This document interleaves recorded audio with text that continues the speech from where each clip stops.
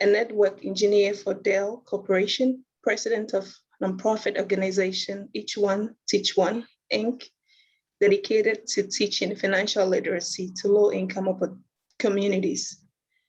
All natural skin care line and mobile spa, Love You Hair, Skin and Spa. She's an experienced resume writer and has been creating professional resumes for over a decade. And she continues to donate her time to others to develop them as professionals. And like Dr. Moore said, we are pleased to have you. We know that we're gonna have an awesome time with you. So over to you, Ms. Thum.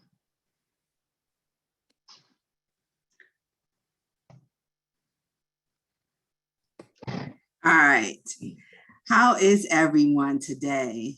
All right. Thank you for, first of all, for taking the time out on your beautiful Saturday to come on and do this resume workshop. You know, there's one thing about being an entrepreneur and being a business owner and being African-American is that you have to remember that you have to always invest in yourself. Invest in your craft, invest in yourself. That's one thing we don't do well, is we don't invest in ourselves. So congratulations to you for taking the time out today to invest in yourself and learning how to create amazing resumes, right? Because that's what it's all about, right? We need to make sure that we're on the cusp of technology, on the cusp of the latest and greatest. And so I'm here to give you that knowledge today. So you're definitely going to need your pens and pencils, your paper. I'm old school with it. So it's going to be a lot of note taking. I believe when you write something down, it retains to memory. You know, I'm old school, where if you keep writing it down, if you keep, you know, reinforcing that, it'll retain to memory. So I definitely want you guys to take notes, and welcome. All right, let's see who we got on here. So I just want to kind of gauge who we have on here. Looks like we have 14 participants. Before we get started, I'd just like to know who is actually interested in really recreating their resume. If you're like, go ahead and put in the chat. If you're like at a point where you just need a new resume and you're really looking to create a new resume, just go ahead and put your name in the chat so I can know that you're actually looking to rebuild your resume right away. As well as, let me see what ages I have on here. Do I have any experienced professionals or young adults? I like to kind of gauge my audience. So if you guys could put that in the chat, that would be awesome. Okay, so we have a professional on here.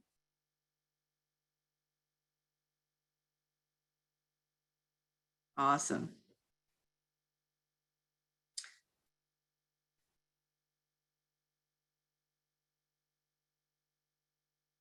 Okay, professionals. Okay, good. Some college students. I have 2 in college. I have 5 total. Yeah, 5. You know, you lose count after after you start having so many, you lose count. So I have 3 21-year-olds. 2 are a set of twins, and then 1 is 21. And then we have a 6-year-old and a 3-year-old. So we basically started all over again. And I don't know what we was thinking, but you know how that goes. So I definitely I know that age group. I know the college, the new graduate age group, and I just became a grandma. So I just got my first grandchild as well. So I know that age group. All right, so we got 17 on here. Good. So you're in your prime. So you're really looking to create a good starter resume.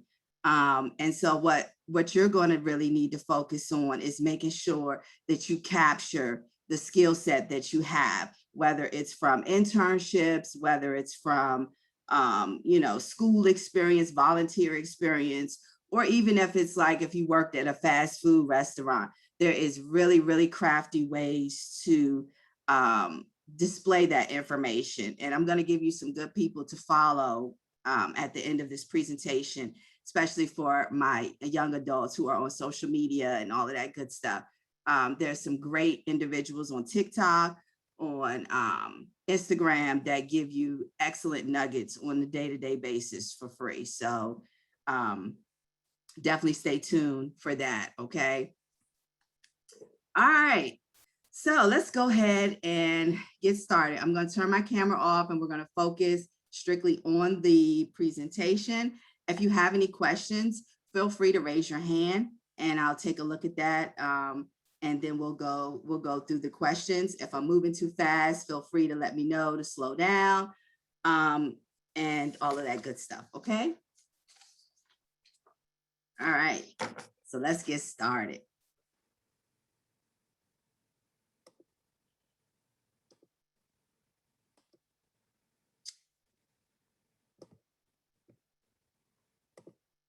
All righty, resume workshop. Let your resume speak for itself. And that's one thing that is key component to a resume is your resume really eloquating who you are, what your qualifications are, what your skill sets are, and how you can be an asset to the company or the organization that you're trying to be a part of. Okay. All right, so the first thing, and it might seem simple, but the first thing that you would want to make sure that you do with your resume is you have to make sure your heading, I know it sounds trivial, but a lot of people can't really capture the heading. And it looks like my font is off a little bit, so I apologize for that. Let me go back here. See if I can, I apologize for that. Okay, so your heading should definitely include your name, which is your first, last, middle initial. And the middle initial is kind of optional, but it definitely should include your first and last name, okay? So except for like medical doctors or people with PhDs, no letter should go after your name unless you're a junior or senior. So putting letters up at the top gives off the impression that you are a narcissist, so to speak. So definitely be very mindful of how you, put initials, okay? Except for, again, if you are a medical doctor or have a PhD, letters shouldn't really go after your name, okay? Unless you're, again, a junior or a senior.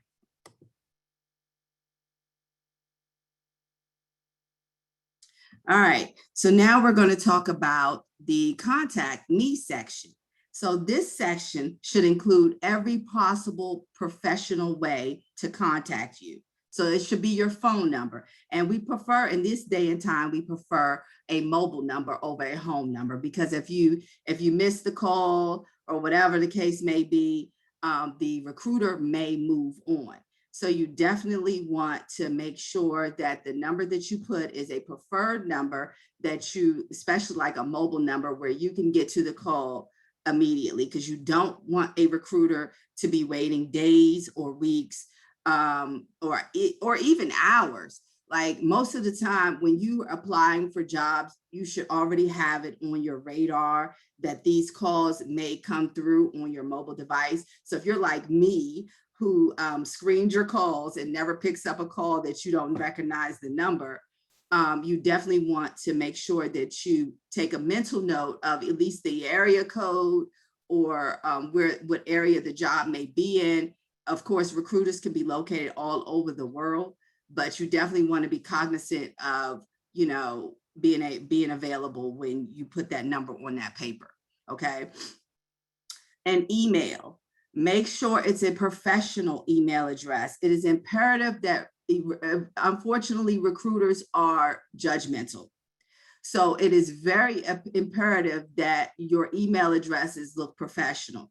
We can't have email addresses that are like sweet kisses 31, you know, or love me lots, you know, or, you know, I'm cute, you know, no, none of those email addresses. You want your email addresses to be your first name dot last name, or your first name underscore last name, or your first name and then your last name. Like all of my email addresses are Martina Bethune at Gmail, Martina Bethune at Hotmail, Martina Bethune here, you know, it's, or M Bethune, or my maiden name, Martina Goodman, you know, so everything from day one has always been first name, last name. Try to get away from a bunch of numbers or letters or symbols and all of that included in your email. It just looks over the top. It looks too much. So you definitely want to keep your emails professional. And you would be surprised how many people have Gmails from when they were 14, 15 years old, and their Gmails is, you know, cutie on duty or something. And they're using that on their resume. And so that's an absolute no-no.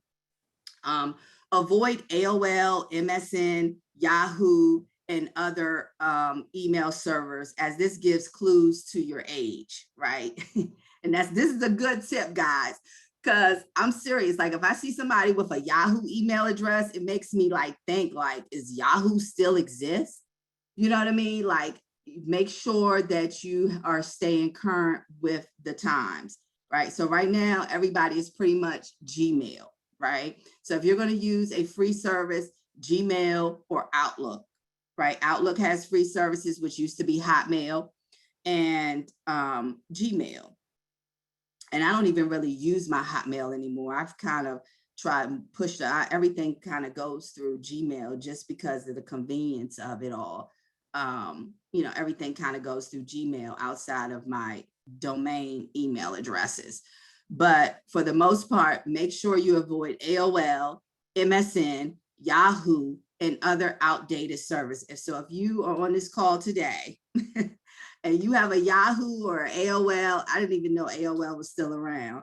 But if you have any of those email addresses, you need to change them today, right now. Okay, and go to Gmail and get you a updated email address or Outlook or something like that. Okay, LinkedIn is like the new virtual resume, right? So a lot of employers like to see a LinkedIn profile, especially when they're just trying to make sure that you are an established individual. So if your profile is not developed, do not add to it. Keep in mind that your LinkedIn should contain information that is not on your resume. So you want to make sure that your LinkedIn profile is showing that your skill set, like specific skill sets, or like projects that you've worked on where people have co-signed on those projects. Like for instance, on my LinkedIn profile, you know, people know me for network administration, right? So they solidify me in the field of network administration. So some people may co-sign and say, yeah, she knows network administration. She's very good at network administration. And then I would give examples of how I implemented certain networks, and stuff like that. So that's really what your LinkedIn profile is really to display your accomplishments, to display your certifications, to display, you know, any projects or endeavors that you're working on that's directly related to your skill set, right? And so definitely a LinkedIn profile is a must when you're really trying to go after those higher end jobs, director level, executive, ambassador, president, CEO, CFO, all of those type of positions. You definitely want to make sure that you have a LinkedIn profile. When you're going for, you know, an entry level job or a position that is, you know, maybe like 1 or 2 year experience or something like that, they may not necessarily look for a LinkedIn profile from you because again, it's an entry-level position and they don't expect you to have anything for a LinkedIn profile. Okay, so it's really on what type of position that you're looking for. Your address, okay, only include your address on resumes that are being uploaded directly to an employer's website. If you plan to send your resume via LinkedIn, Instagram, Facebook, or email, only use city and state. Okay, so jot that down if that's something that you do. Only include your address on resumes that are being uploaded directly to the employer's website. Unfortunately, back in the day, we used to put our full address on these things and we send them out all over the place. They'd be all over these websites, but we're just living in a time now where people are getting aggressively dangerous. And they really are taking your information and using it in really, really bad ways. So you want to definitely make sure that only include your address on resumes that are being uploaded directly to the employer's website. Okay, if you're using a third-party application for your resume, do not put all of your street and all of that, because we got crazies out here these days, right? We all can agree. we've got some crazy people out here in this world. All right. Address again, if you're looking to relocate and you are ready to travel for an interview in 2 to 3 days, put the city and state of the location you are interested in relocating to. Okay, so that's one thing people make a big mistake. If you're trying to find a job in Texas, you don't want to put your Maryland address on the resume, right? And it's so funny now because you could go to websites like physicaladdress.com, and you guys could put that in that chat if you like. You could go to physicaladdress.com, or, you know, these little, there's companies now that give you physical addresses. So you can find a Texas physical address and use that, pay for that monthly or however long you're looking for a job in Texas till you land one. And then you put that as your job, I mean, as your address on the resume, and you'll have a Texas address. So then you look local, right? So definitely make sure you do that. If you are relocating and are not available for an interview within 2 to 3 days, do not add the address. Okay. All right. And all right, no questions. Any questions so far? Okay. All right, doesn't look like I see anything in the chat for questions. Okay. All right, let's go to the next slide.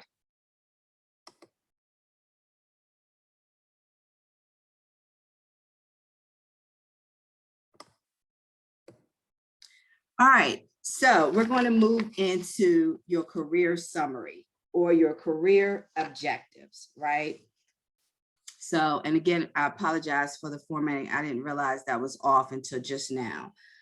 So if you are going to use one, make sure it contains something from the required qualifications section of the job. So this is like key, right? So when you are applying for a job, make sure your objective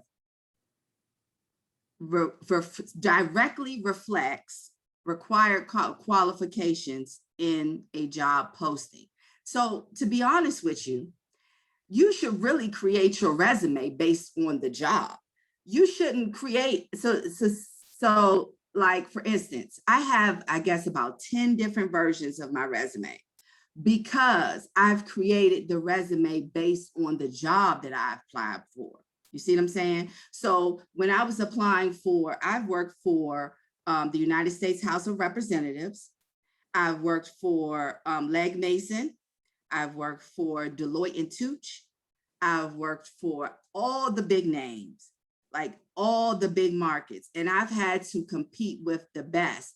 So what I've had to do was strictly tailor that resume to what is required in that job qualification or the job qualifications in the job posting, right? So you definitely want to make sure that before you decide to go down this path of recreating your resume, you make sure that this is just one version of your resume. Make sure you have multiple versions.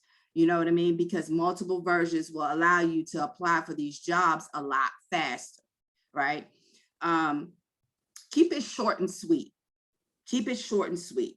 You know, if you're struggling with really trying to put together your career summary or, you know, things like that, don't worry about it, because these things are now becoming outdated. There's some companies that still use them.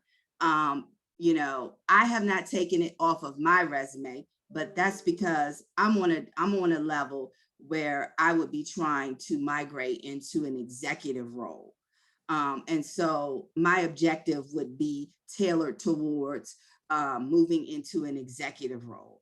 Do you see what I'm saying? But if this is just like, you know, a beginner resume, first time in, objectives are really becoming obsolete. Okay. When you know you just need a job. Okay.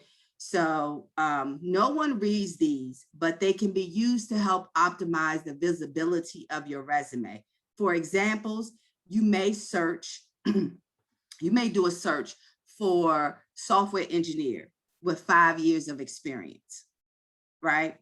So if your objective is not hitting the 5 years experience software engineer, your resume is not going to be captured. So even if you do have an objective or career summary on your resume, you want to make sure that it's directly pulling keywords, key required qualifications from your job post. Okay. No one is going to quote unquote take points off if you omit this section. However, they will take points off if you don't do this section correctly. And that's key. That's key. Now, I want y'all to take notes on this. Okay. No one is going to take points off if you omit the career objective section. However, they will take points off if you don't do this section correctly. Okay, so if you get on there with some old willy-nilly objective, I'm just looking for a job where I can just do great and make great money, you're gonna miss the whole boat. You need to get on there and your objective needs to state exactly, I have the required qualifications for this position. I have over 5 years experience in this field with a focus on this, with this, you know, like you have to be like, hit them with the points, like get them right where they need, get them keywords in there. It is imperative that you get them keywords if you're going to do a career summary or an objective. And those keywords have to match the required qualifications in the job posting. Okay.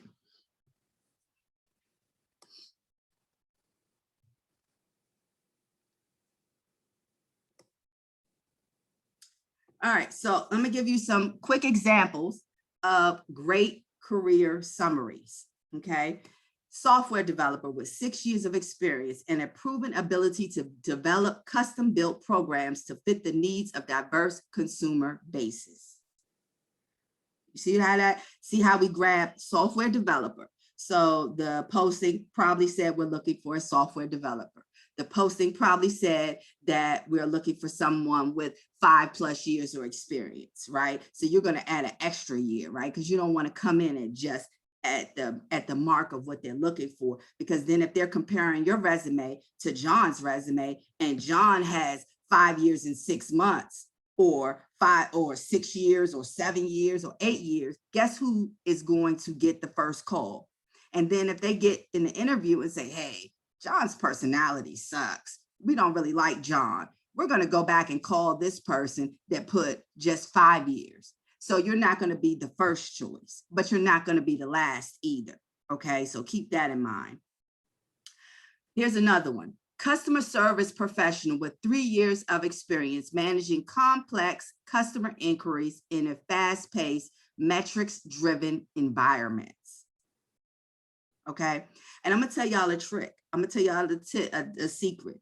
If you want to really learn how to word stuff, go to a Google search, open up Google and put in software developer 6 years of experience. And look at software developers' resumes with that and look at that information and pull from that resume so that you could put it on your resume, right? So you'll be able to see how they worded it. You'll be able to look at the words they use, the nouns they use, the verbs they use, all of those type of things. And then you will be able to pull from that and then put yours together. That's why I said it's so many free resources out here that the days of spending $300–400 for someone to create you a resume and a cover letter is outdated, and it's no longer needed because there's too many free resources and cheap resources that will get you what you need. Okay.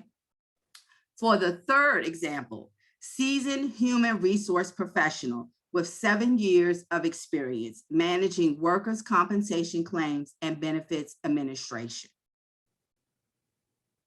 Okay, so you see how we put season. We use word like season, like this person has been around. They like, I'm a seasoned professional, you know, so I would put seasoned in my resume because I've been in IT for 20+ years and I've worked for everybody from law firms to government.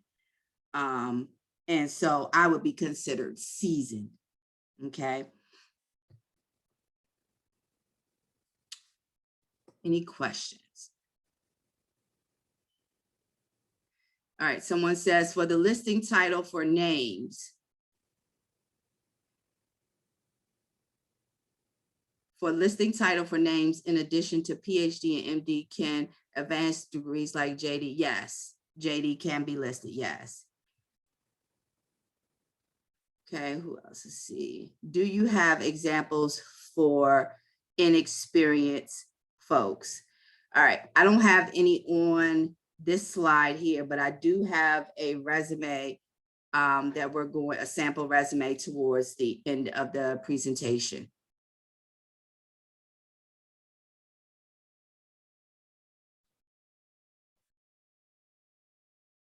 Okay.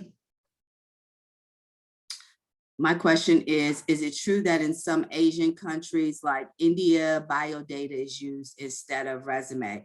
That's a good question. I'm not familiar with what they're doing overseas.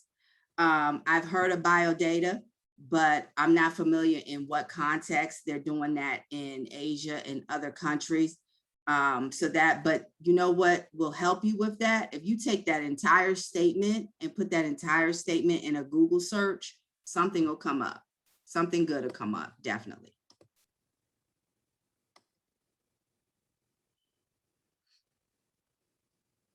All right, so your skills and abilities. This section of your resume is like a hashtag. It communicates directly with the applicant tracking system employers use, like ATS systems.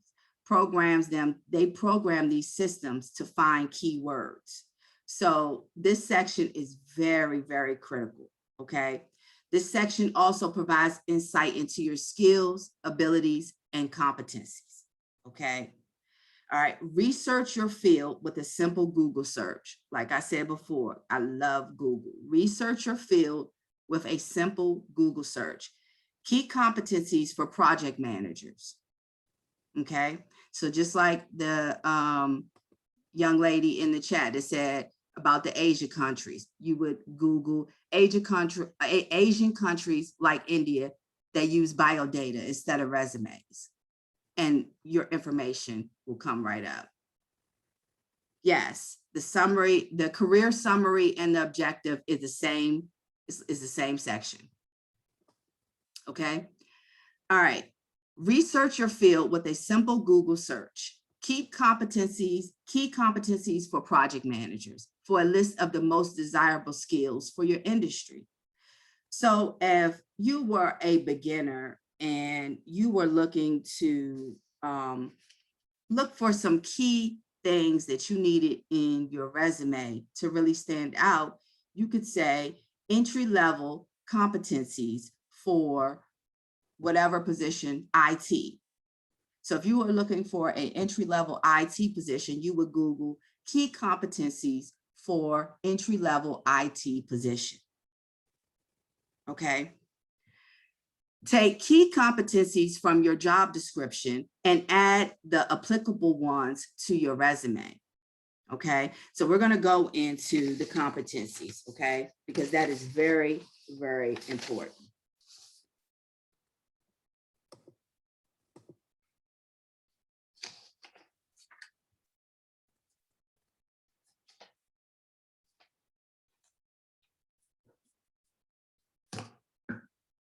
Okay, so describing previous and current employment, and this is a good one. When writing a resume, search on Indeed or other platforms for positions similar to the one you intend to apply for with your resume. So you're going to search for other positions. And again, building a phenomenal resume, I cannot stress this enough, is really about knowing how to search on the web.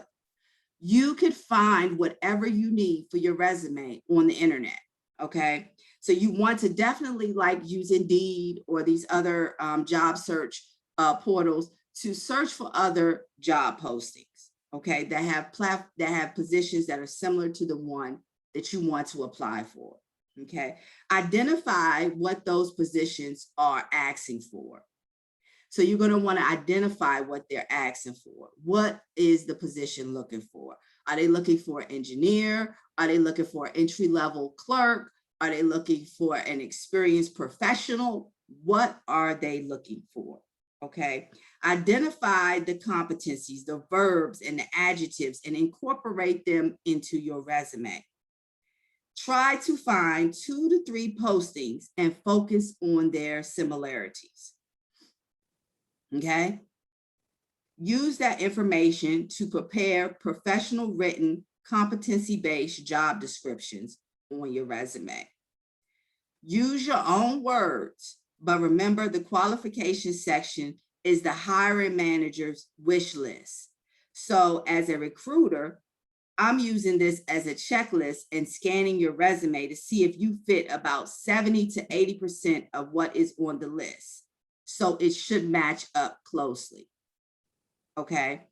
So you definitely want to make sure that you are getting those keywords into your resume, because again, when these recruiters are looking through your resume and they're scanning through your resume, if you don't have 70 to 80% of what they're looking for in the job posting, you will not match up.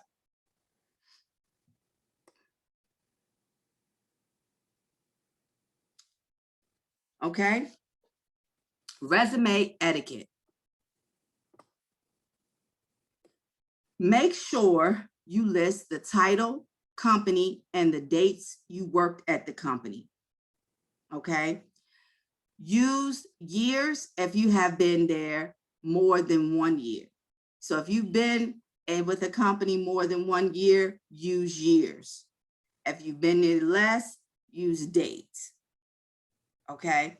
Use month and year if the company is asking for a specific years of experience, and it's unclear how you served at a company by only listing years. For example, 2005 to 2010 would not be significant for proving 5 years, because you could have started December 2005 and left January 2010.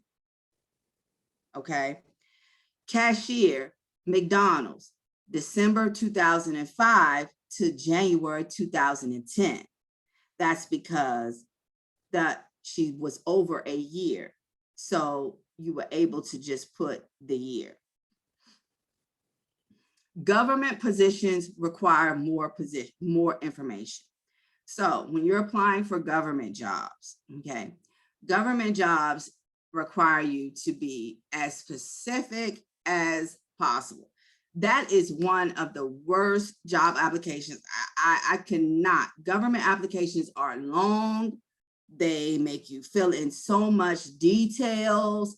I mean, you got to go through so many different steps. And it's just, it takes long to get into the interview. Whereas I've always been really attracted to private sector, because private sector, the turnaround time is a lot quicker. You know, you don't have to do as much. You go to their portal, apply for the position, and that's all. You don't have to do any series of questions or anything like that.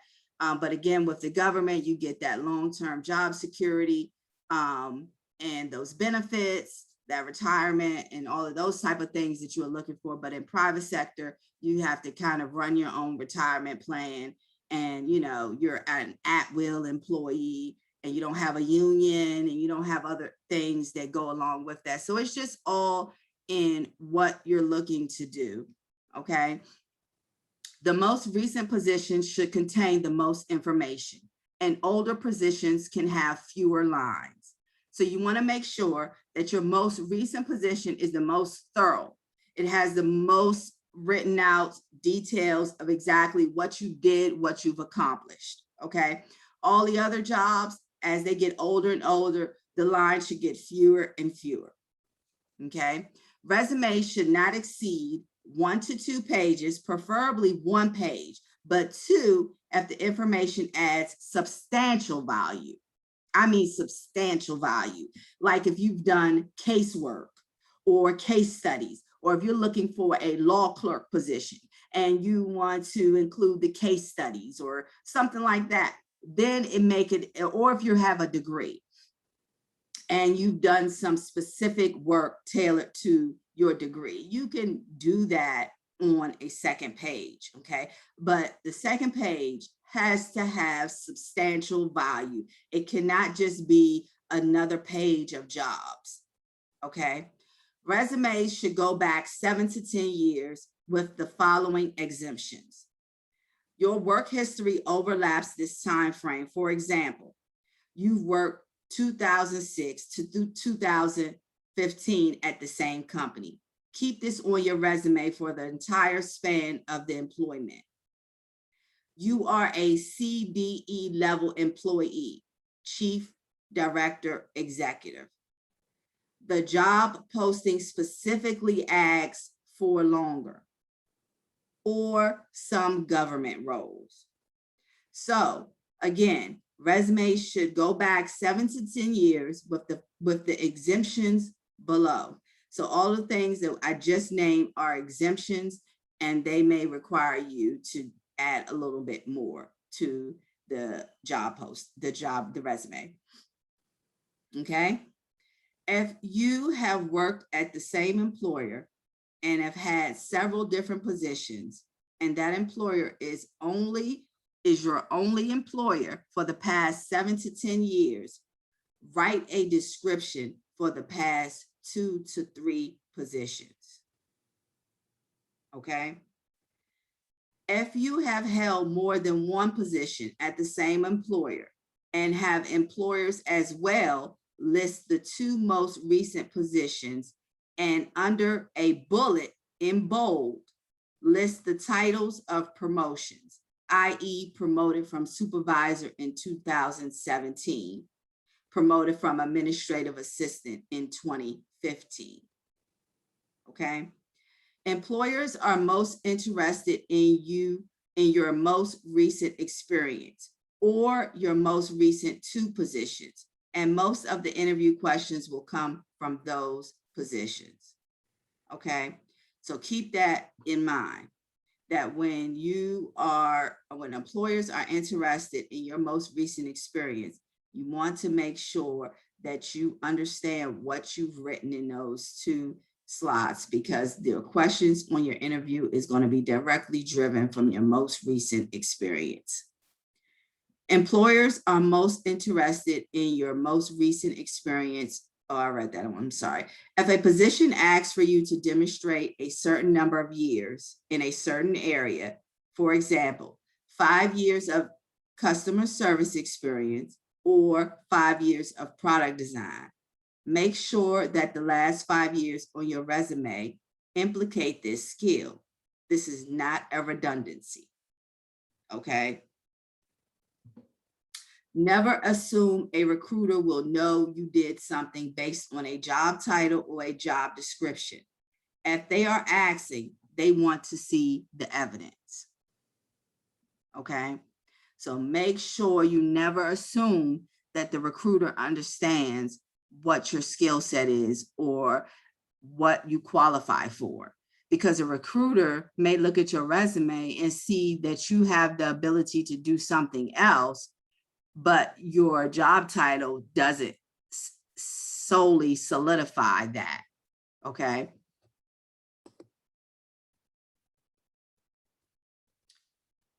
No, cover letters is something totally separate. So if someone is asking, does the 1 to 2 pages apply to cover letters? Cover letters is separate. You can always have a cover letter. The cover letter is just your introductory, okay? It is just your introductory into letting this person know real quick, hey, this is my attached resume. This is my skill set. This is what I've, been able to accomplish in my employment, yada, yada, yada. Keep it short and sweet, cover letter. Okay, because these days, most employers don't even really read the cover letter. The cover letter is just more so a aesthetic piece, okay? But the cover letter does not apply to that. Your resume itself is something totally separate from the cover letter. The cover letter is just your introductory to the employer.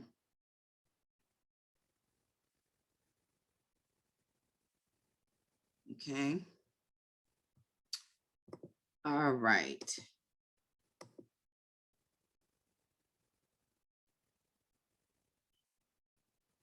All right, so let's talk about tenses, right? We're going to talk about tenses. So your current position uses present tense. So you would say partners with executive leadership to develop strategies for reducing average handle times. Okay, that would be current positions. You use present tense. You have to make sure that you're not copying and pasting like the job description, because the job description tends to use past tense. And so you definitely don't want to copy directly from that. So you want to make sure that your resume shows present tense. So an example of that, again, would be like partners with executive leadership to develop strategies for reducing average handle times, okay? Previous positions use the past tense, developed. So you did that in the past. You've developed standard operating procedures. Make sure that you're not using that type of tense, past tense, for your current position.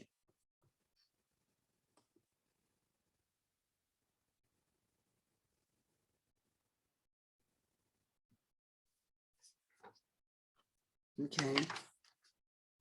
Internships, assistantships, and volunteer work. So this is for all my recent grads, all my youth on here, all of my entry-level individuals, okay? So this is great for those with no experience. So you definitely want to make sure that if you're really trying to find your niche, find yourself a really good internship. There's internships that pay. So these days, I mean, there is some free internships, but most internships for like big box corporations are paid internships. So you want to definitely find you a really nice internship program, especially if you're still in high school or if you're getting ready to graduate from college, or some volunteer work. You definitely want to put in the work, get the experience however you need to get the experience, okay?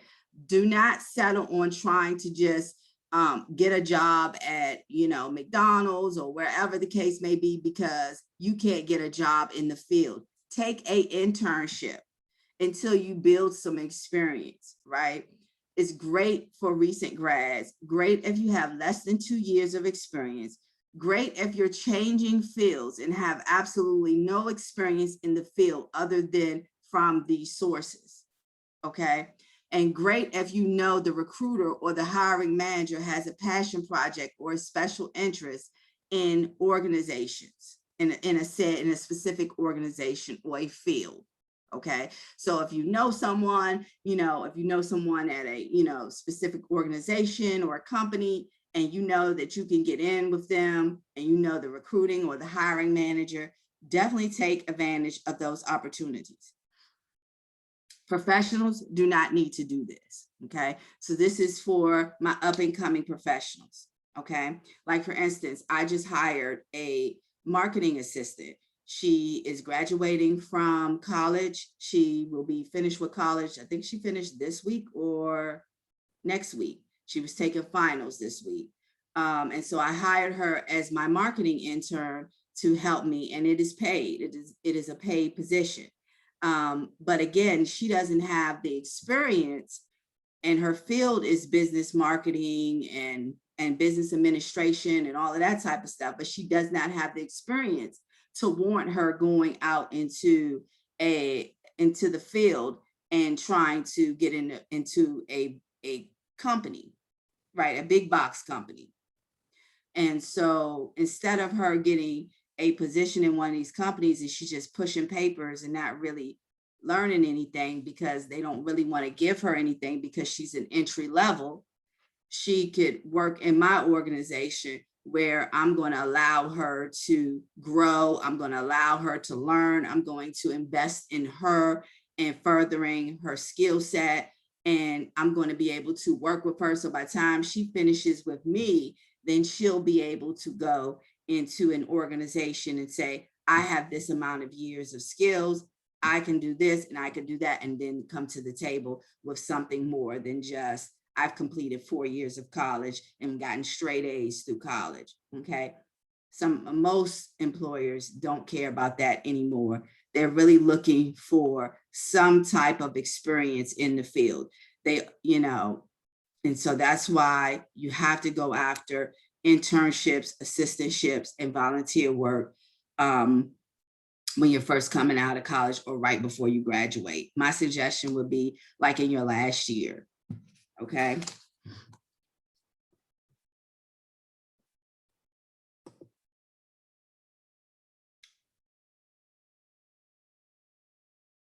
All right, quantifiable results. If you have them, use them. For example, evaluated logistical data to improve route efficacy, resulting in 34% reduction in gas and mileage spending, okay? These are quantifiable results. So you're saying that you evaluated this logistical data, you improved this efficiency, resulting in 34% reduction in gas and mileage spending, okay? So these are fact-based results. This is something that you did, something that you've accomplished, and something that you could show examples of, okay?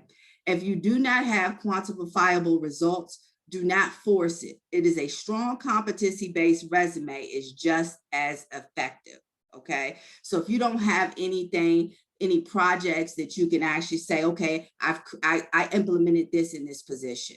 I created this in this position. I orchestrated this. I evaluated this. If you don't have those, that's fine. Just make sure that your resume has a strong competency base, okay? So below, I'm going to, on the next slide, I'm going to give you a sample job posting and 2 corresponding resume samples. One is an example of an unrelated subject using transferable skills.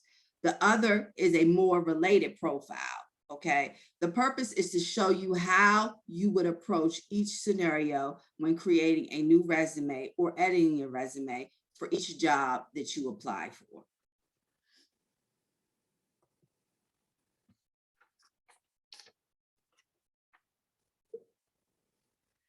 All right, so in this sample job description,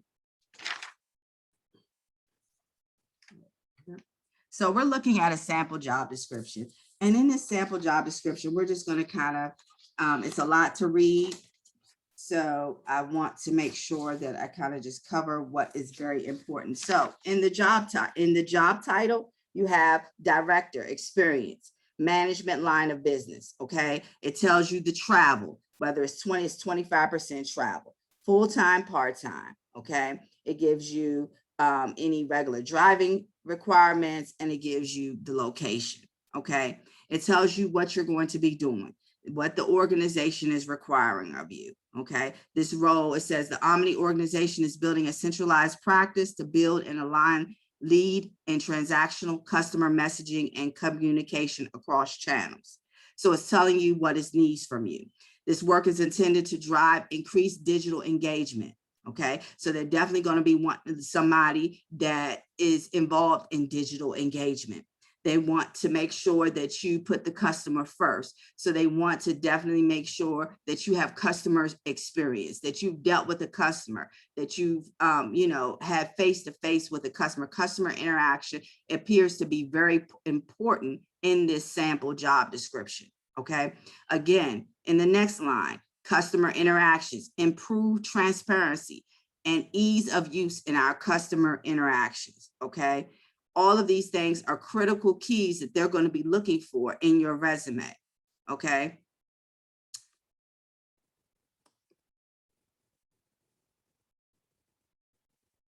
Okay, these are some of the responsibilities. Okay, so the responsibilities include, and I'm going to, I had these highlighted because I wanted to, let me see if I could, hold on, let me do this. All right, I'm going to do it this way because I want to highlight the words that we're looking for. Okay, so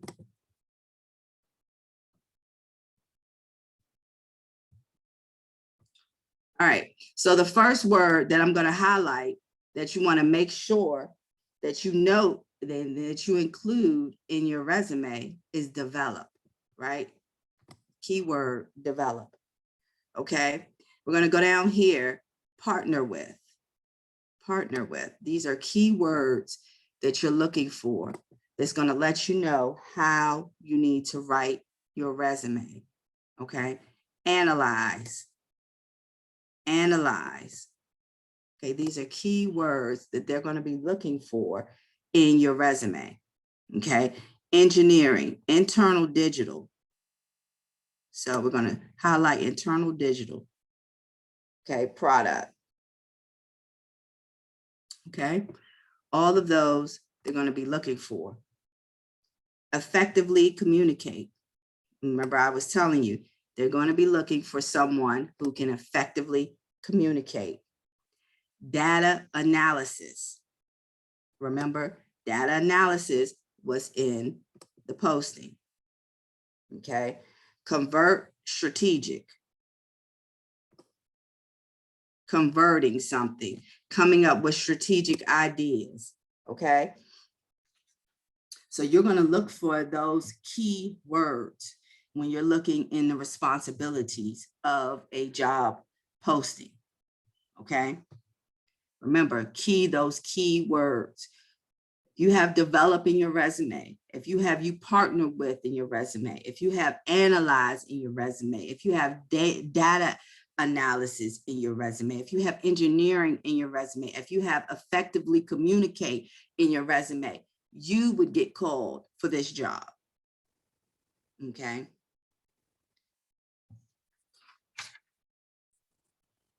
So let me go back here.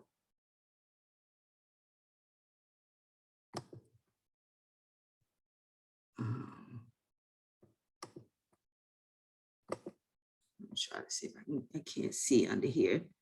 Let's see, is it F5? I'm trying to get back to the presentation.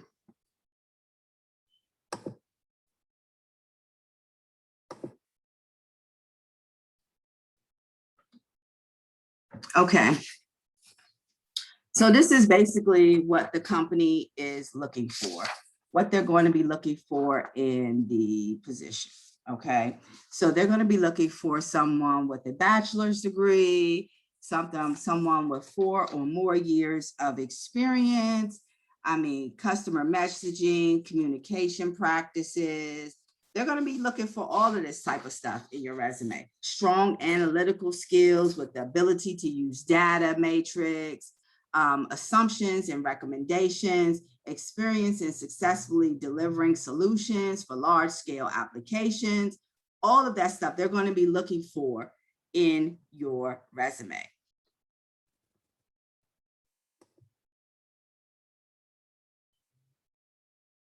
Okay, so this would be a candidate profile. So say you were applying for a position in the Department of Veteran Affairs, okay, at the government, in the government. Okay, this would be a sample candidate profile. So this is something that you would see as a sample, as the candidate profile that they're looking for this position within the Department of Veteran Affairs. So they would be looking for independently responds to or consults from the National Suicide Prevention Hotline and coordinates the follow-up and care for veterans. You know, so it goes through what exactly is needed in this candidate's profile that they're looking for this position. So if you want to read that over, engages in service recovery and compliant resolutions.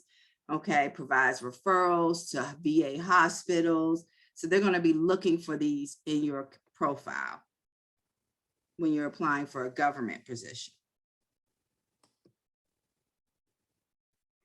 All right, so after saying all of that, here is a sample resume that has been edited, okay? And so here is what this would be typically, you know, a seasoned experienced professional with 8 years of directly related experience, okay, well-versed at partnering with stakeholders, key partners, and E-level contributors, okay? It keeps it short, it keeps it sweet. The heading has the name, the city and state, the phone number, and the email address. And again, the email address is first name, last name @gmail.com. Okay. All right. Then it has, again, the career summary. Career summary is short but sweet. Okay. Then it has the education, Webster University, University of South Carolina, keeps it short and sweet. Areas of expertise. Okay. Bullet point the areas of expertise. Analytical, data analysis. Now, mind you, think about what we just looked at in the candidate profile, in the job description, in the job requirements, okay? We were looking for analytical. We were looking for data analysis, okay? We were looking for communicate effectively. We were looking for interpersonal skills. We were looking for leadership, all of those type of things. So this resume, as simple as it looks, would be one of the first resumes that they pick up. Now, you can get into, I've created some really beautiful resumes, like with really nice borders that I have created in Adobe, and I've done all of these like colors and all of this type of stuff. But again, that is not necessary. That is absolutely not necessary to get the job. I'm gonna tell you that right now, okay? 9 times out of 10, the individuals that I created a more attractive looking resume for was individuals that were applying for a graphics position or a design position where people were looking at the way their resume was designed. So it definitely does not matter whether you have all the pretty borders or all the, you know, eloquent designs on your resume. As long as your resume hits those key points, it could be very, very minimal, okay? As long as your resume has the keywords, the key competencies, okay, has all of those things, has the address, no address, remember, no address to city and state, has the career summary that's short and sweet, has your education, your experience. These things will get you the job, okay? And if you notice down here where it says the professional experience, how I highlighted, hold on, let me go back to how I highlighted consumers, designated markets, vendors, business partners. These are things that was in the responsibilities, the job requirements, the candidate profile, and this person would get the job. Okay, this person would get the job. So in saying all of that, and with doing a resume, it's not really about how pretty it looks, how long it is. It's really about having the information that you need to have in your resume in order to get the job done. Okay, and that's what recruiters are looking for. So there's several tools that I use, that I have used in the recent years. One is Google. I have definitely loved Google when it comes to a resume. So you definitely want to make sure you utilize Google. You want to make sure that you utilize Fiverr. I think it's Fiverr. It's a web portal where you can go in and people can do work for you, and they do it for very cheap. So you can get a beautiful professional resume put together on Fiverr for $20. And I mean, beautiful resume. And has all of the key points, the key competencies, all of that. And then what you could do is you can take the job posting and attach the job posting to the person's, to the information that you're giving to the person to create your resume. And then you could tell them, base my resume points off of what's in this job description. And they would charge you $20 for that. Most of the individuals that are on these sites are overseas. But again, they are very effective. I've used this website for everything. Websites, social media stuff, everything. I use these websites for everything because you get quality work for dirt cheap. So you definitely want to make sure that you're utilizing that. Then there's a young lady, her website, and I'll put her website in the chat. She also has a Instagram and a Twitter. And so I'm going to put her website in the chat. More for less resumes.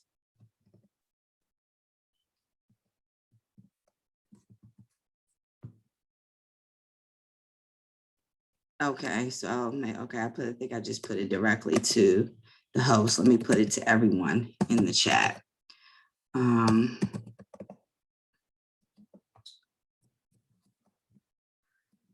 you, sorry, for less.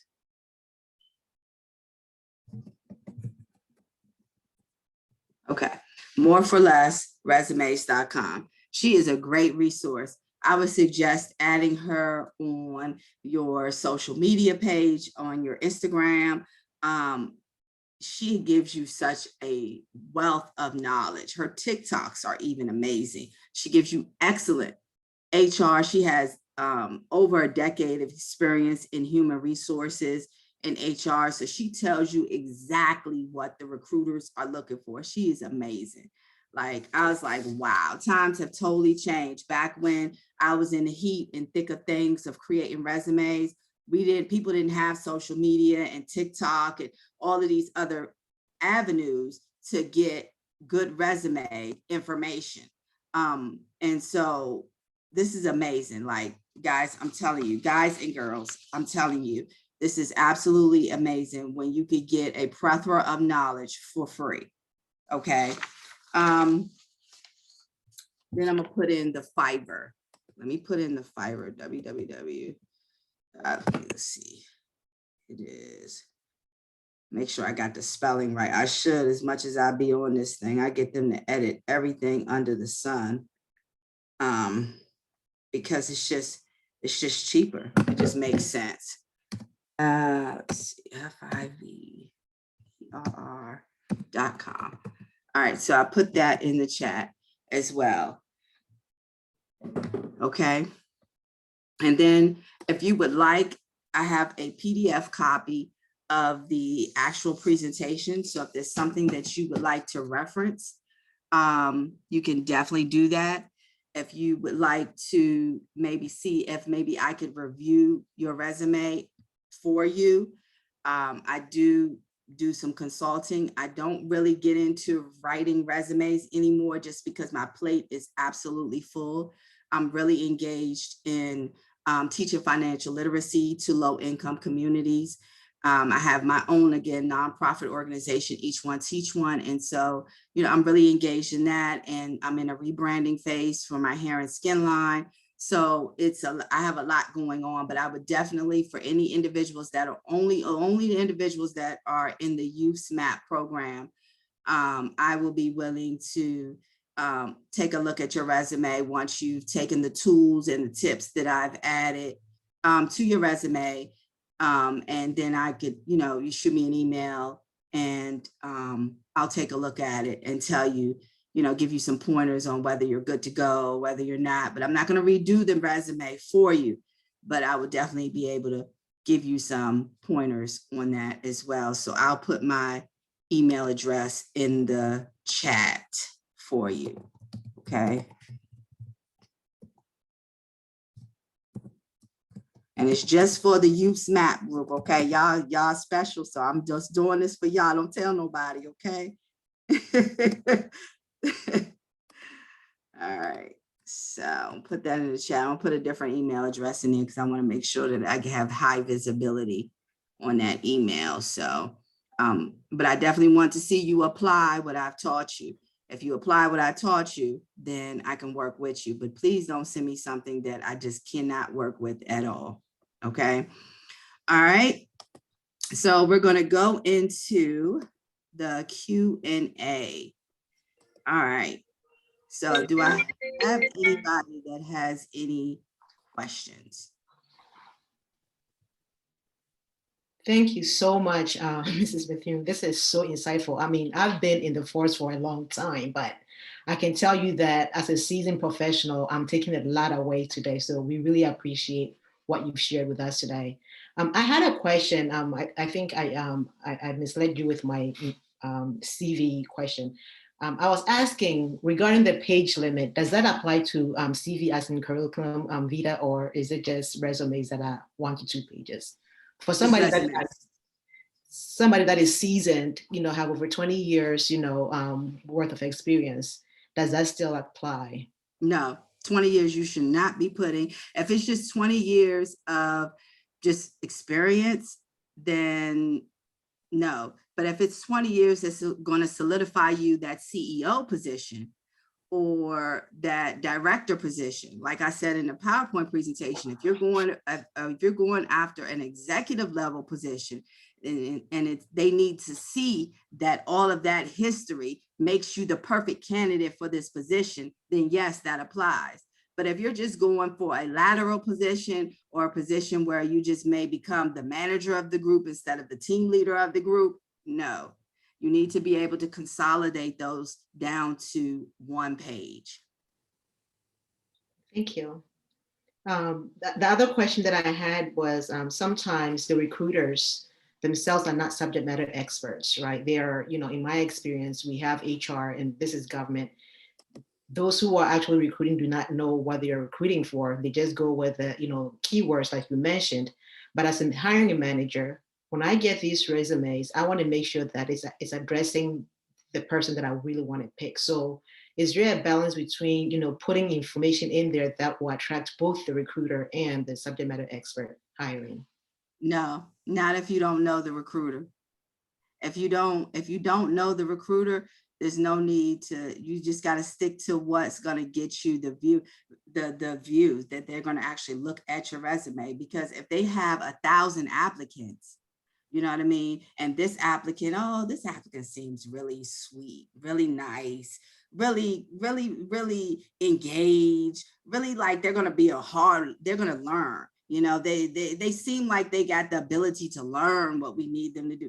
That's a great HR person. You're just a great, you think with your heart, right? You take, you know what I mean? Like you're looking at this from a totally different perspective, right? But it's not a lot of you, right? So you have to cater to the masses, unfortunately. You have to just cater to what the market is looking for, and that's those keywords and those key phrases, those competency statements, all of those things are what they're looking for.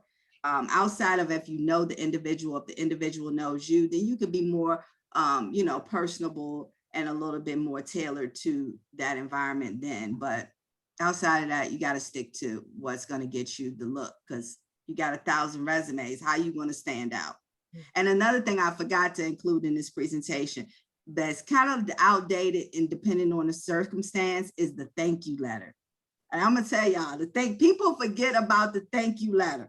I'm old school with it. I still send out a thank you. Now, mind you, when I got this job at Dell, it was between, and I found this out after the fact, but when I went into that interview, I felt so strongly that I've kind of mastered interviews. Like I can kind of gauge when I walk out the door whether I got the job or not. And I'm not being cocky. It's just, I know, you know what I mean? Because I go in there wanting something, and what I want, I get, right?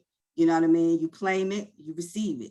So when I went in the interview, something just told me I knew I had this Dell position. But when I was walking down out the lobby, I saw the next candidate. And then, you know how when you see the next candidate, you're like, oh my God, the reality just hits you that you up against somebody else, right? So I saw the next candidate and I was like, and I'm a Black woman and I'm competing in a market with all white males, okay?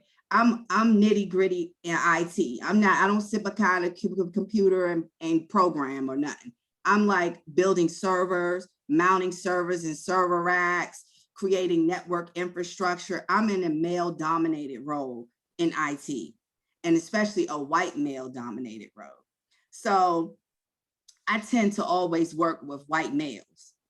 And so I just was like, I saw this guy and I'm like, oh, he just looks like a geek, right?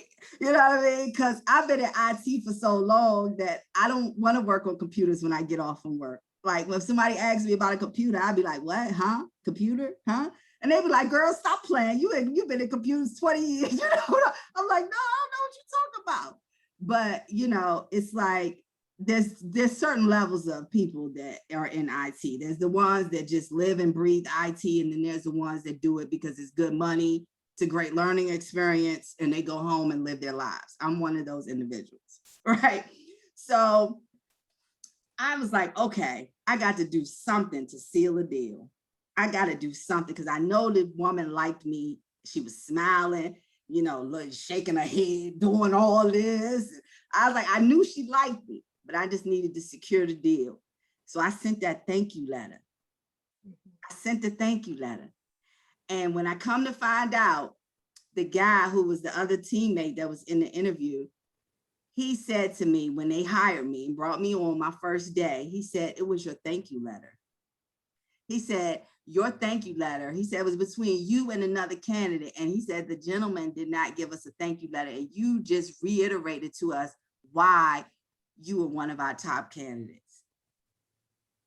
And I was like, dang, you know, and then sometimes the thank you letter is just like a waste. Like by the time they get the thank you letter, you know, they're like, oh, they done already picked their candidate. They send you a little postcard in the mail and say, oh, great job, whatever. But it actually worked. So thank you letters are amazing. A lot of people don't use them these days, but if you're thinking in the times that we are in now, you're going to be competing with a lot of people looking for work. A lot of people looking for work. So always remember a thank you letter is amazing. And a thank you letter is almost like a cover letter, except you just changing the verbiage out just a tad bit and telling them thank you for the interview. You're giving them the date the interview was on, and you're thanking the individuals that interviewed you.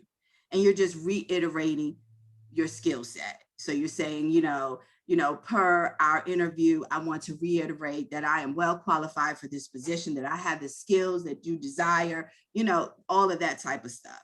And then you have your awesome cover letter that may get you the job. Thank you letter. So I just wanted to add that tidbit. Thank you. I know we've gone past the hour, but this is so good, I can't stop it. There was a question regarding, the internship aspect. How many years do you think is required for most organizations? Is it to gain internship? Like, I'm thinking you don't need experience because that is what you're going for, but maybe I'll let you address that. Yes, you don't need experience. That's what the internship is for. It's allow you to come as you are. Because let's face it, the book knowledge is not all that you need. You need that real experience. And I'm telling you, I done had my intern almost walk out on me twice because she felt like the work that I was asking her was something she couldn't do. And then when she produced, she didn't produce to my level. But what I told her is go back and do it again. You know what I mean? Do it again. You got this. Your potential is limitless. And that's what you have to remember, especially when you're entering the market and you're competing with all these, and you are limitless potential. There is nothing that once you learn, once you acquire the skill set, once you train yourself to do, you will be able to do. Everybody goes through a learning period. Okay. But there's one thing with the millennials and the younger generation. I hate to say it, but y'all want everything fast. Y'all don't want to work for nothing. Y'all don't want to work for cheap. Y'all, and it's crazy, and so, but I just want to reiterate that you have to make sure that when you are looking for a position, think about the long term. Don't think about the short term. Think about the amount of work that you could put in an organization that will allow you to grow, challenge yourself, be the best that you could be. And then in 1 to 2 years, you could take that experience and triple your income, double your income. You may even be able to start your own business venture. You know what I mean? Your potential is limitless. Okay. So. Thank you for emphasizing that. Another question that we have here is, do you always have to add cover letter even when it is optional? No. If it's optional, no. I'm telling you, they're going to just skim through that cover. It's not really going to be looked at anymore. They're going to really just skim through it and go right to the resume. Some of these resumes that I see people have, I'd be looking at them like, oh my God, that is horrible. But they got the job because they had those key competencies in that resume. It didn't look pretty, it didn't have all the bells and whistles on it, but it had everything that the employer was looking for. Okay, great. Are there any other questions before we let Mrs. Bethune go? This is very awesome. I think we might do a part 2 of this. So thank you so much for, availing your time and helping us. We've had seasoned members and, young high school students and college, young graduates on here. And I think everybody got something out of this workshop. So we truly appreciate it, and we truly appreciate you. Thank you so much. And once you share the PDF, I will share it to the group. And I know that we'll be knocking on your door again soon. The financial literacy is very, very important. So don't be surprised if we come back and ask you to come back and talk to us. With that said, I just want to say on behalf of YouthMap, we thank you and God bless you for doing this. Oh, thank you so much. And I look forward to working with you guys. And always remember that you are limitless potential. Yes. All right. Yes. Thank you.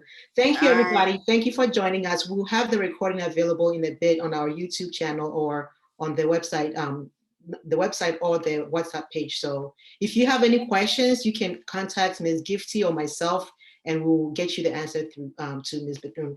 She also gave you the email address. Please use it respectfully. If you have any questions before you email her, please let us know, and we are more than happy to help you. Thank you all, and have a great rest of your day. Thank you. Bye-bye. Bye.